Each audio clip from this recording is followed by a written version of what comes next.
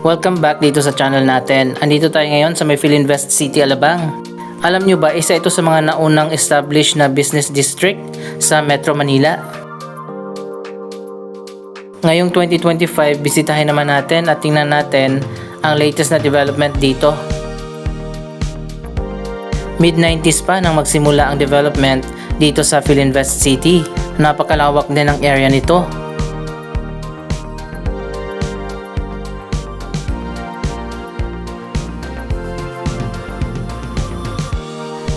Kung hindi ako nagkakamali, ito ang dating Alabang Stock Farm na former government property. Nakapag-decide ang government noon sa panahon ni President Fidel V. Ramos na i-develop yung farm at gawing business district kapartner ang private sector.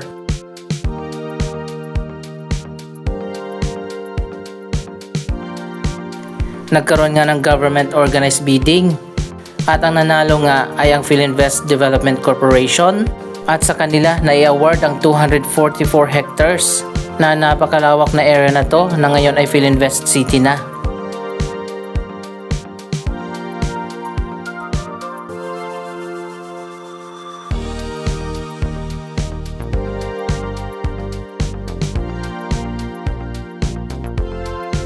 Sumali din pala noon ang Ayala at Robinsons sa bidding pero natalo sila ng Philinvest.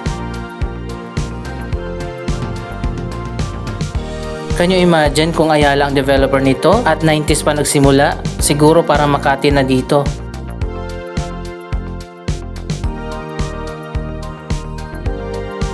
Anyway, marami din namang developments dito sa Philinvest City. Pero medyo matagal din yung progress ng buong business district. Kung ikukumpara natin sa mas bago na Bonifacio Global City, sa loob lang ng mahigit 10 to 15 years, halos fully developed na ang BGC. Anyway, napakaganda rin naman dito sa Philinvest City, Alabang. Dahil sobrang lawak nga nito, hinati-hati ito sa 6 na district. Marami na mga developments dito katulad ng mga office buildings, hotel, residential buildings, commercial centers at marami pang iba.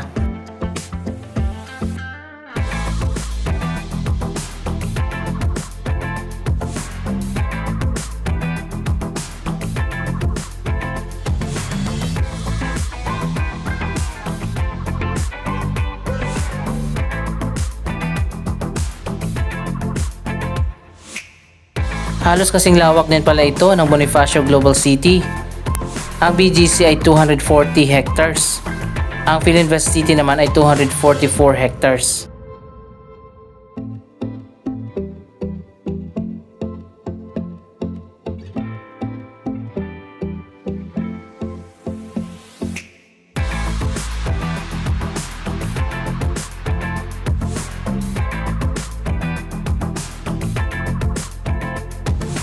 Ayan, makikita nyo naman kung gaano kalawak yung area.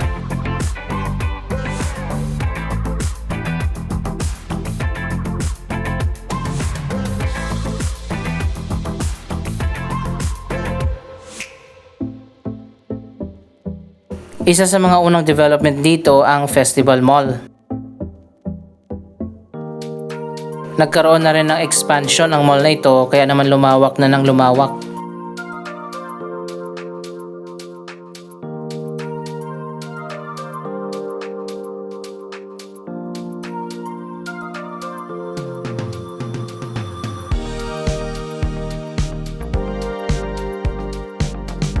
Hindi na natin ikutin pa yung buong mall dahil sobrang lawak nito.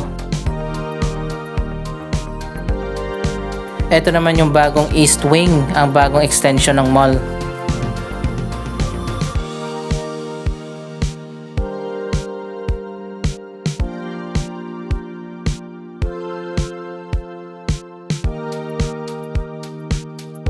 Ayan, makikita nyo naman medyo modern ang design ng extension ng mall dahil medyo bago nga ito.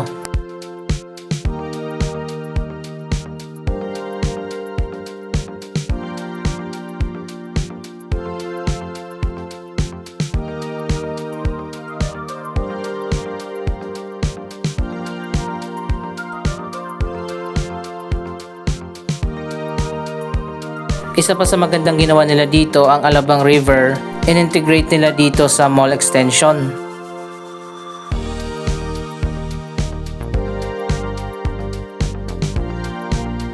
Malinis din ang Alabang River kaya pwede siya na dumaan dito sa loob ng mall.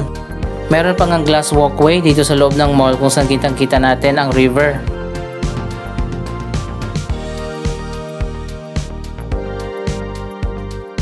Malawak na nga yung Festival Mall, mas lumawak pa dahil sa mall extension. Ito naman yung kabilang side ng river.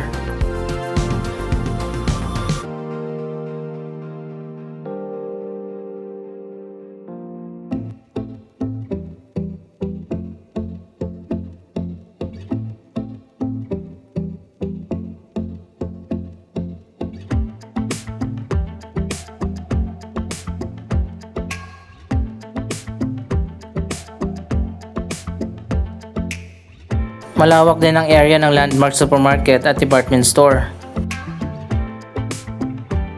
So ayun guys, nandito na tayo sa labas. Napakaganda ng view dito. Wow, tingnan nyo naman, isa sa pinaka-unique na mall feature dito sa ating bansa. Ito ang water garden at meron pang river park.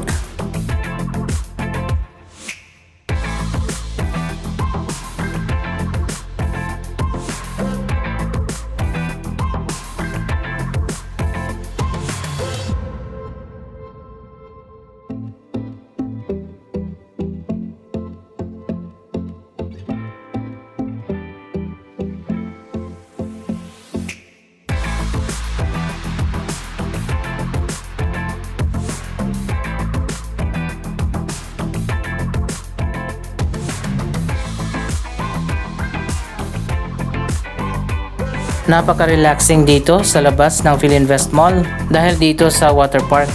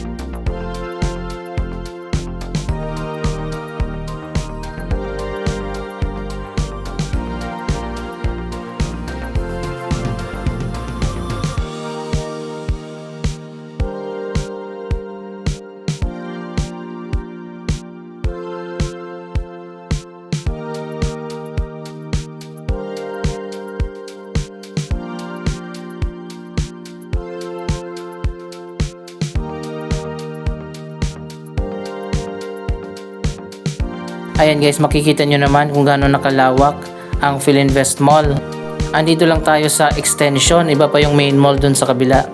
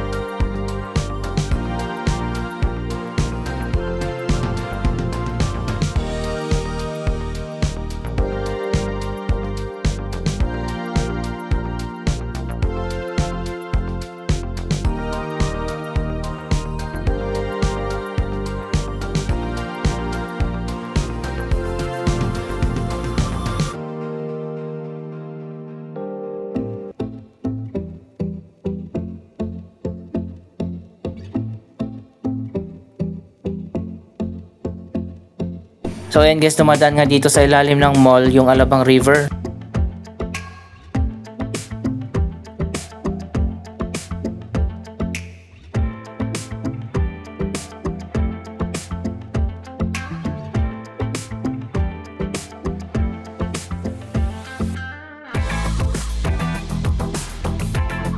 Noong year 2017, nagkaroon ng bagong master plan ang buong Philinvest City.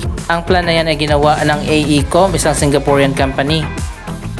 Kabila na nga dito ang bagong water garden, river park, linear park, central park at marami pang ibang bagong features at extensions ng mall.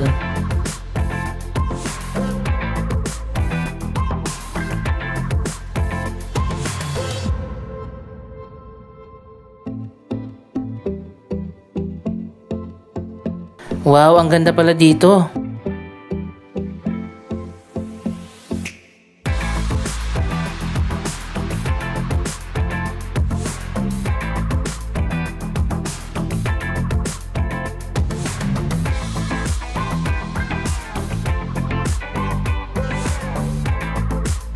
Kung may ganito lang sanang mall sa Central Part ng Metro Manila, siguradong dadayuhin parang Mall of Asia.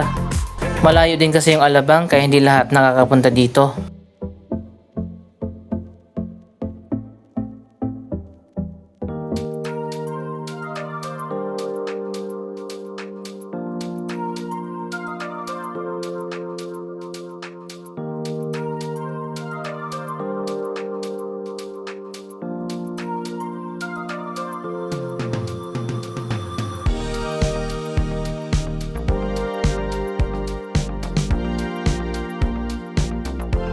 Maganda at modern ang pagkakadesign ng park.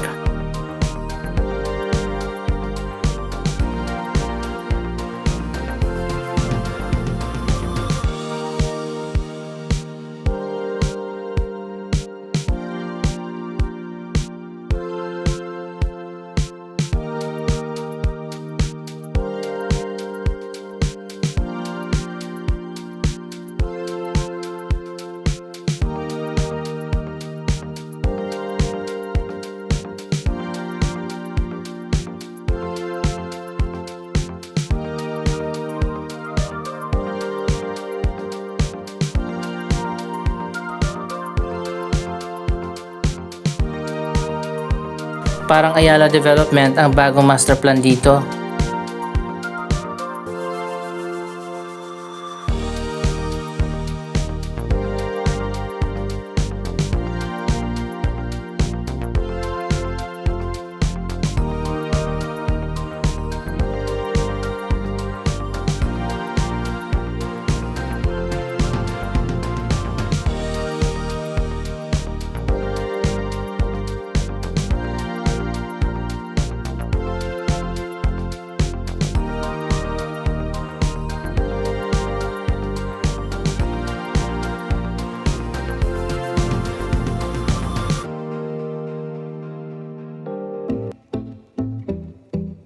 Naging popular na nga na pasyalan at tambayan itong river park at water garden.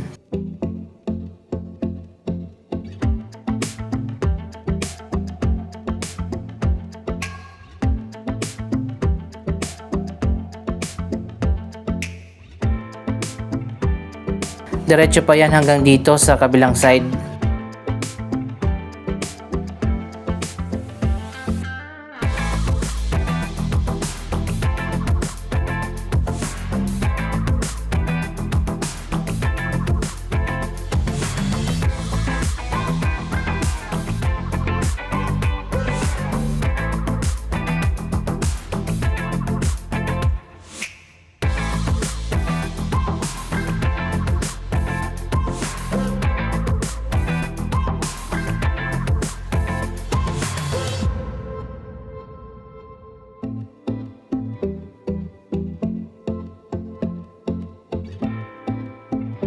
Ganito dapat mag-design ng mall, hindi pare-parehas. Dapat may unique at kakaibang atraksyon para puntahan ng mga tao.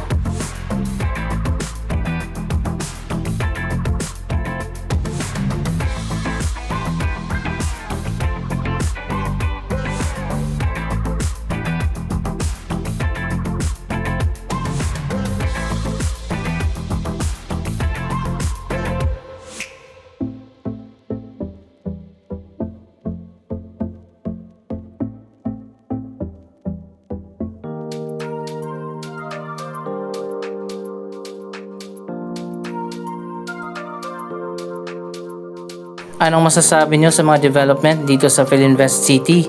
Mag-comment lamang dyan sa baba ng inyong mga reaksyon. Maraming salamat sa inyong panonood. Huwag kalimutan na mag-subscribe for more updates. Thank you for watching.